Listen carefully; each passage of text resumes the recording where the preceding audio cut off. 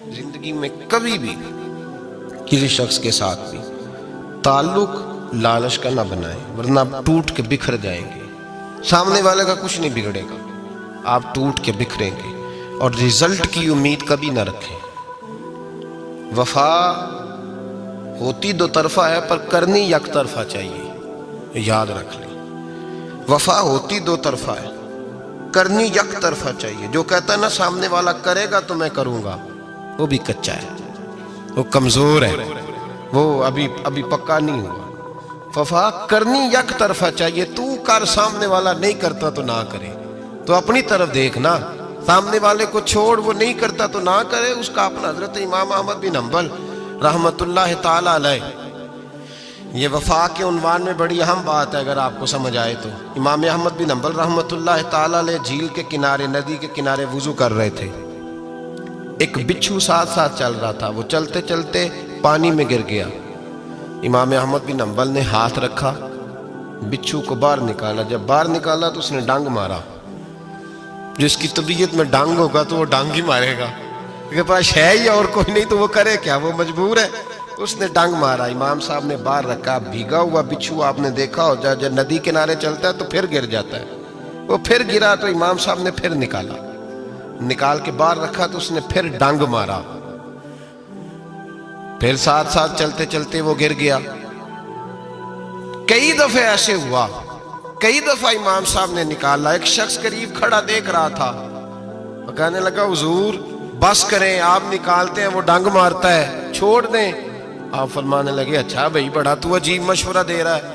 وہ اپنی بری عادت پہ ڈٹ گیا ہے تو میں اچھی عادت ہی چھوڑ دوں؟ وہ بری نہیں چھوڑ رہا، ڈٹ گیا ہے، بار بار ڈانگ مارتا ہے تو میں اچھی چھوڑ دوں؟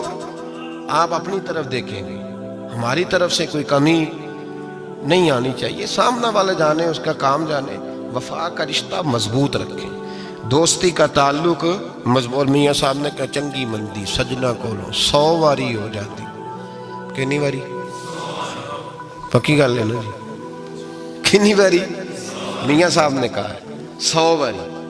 ہم تو ایک باری بھی معافی دینے کو تیار نہیں۔ چنگی مندی سجنا کولو، ایسے نہیں آنے جانے والے سے نہیں، اس کے معاملے میں تو ہم خوددار ہیں نا، ہر ایک سے نہیں سنتے، وہاں تو ہم خوددار ہیں۔ سجنا کولو چنگی مندی سجنا کولو 100 واری ہو جاندی، یار یاراں دا گلا نہیں کر دے اصل پریت جنہ دی۔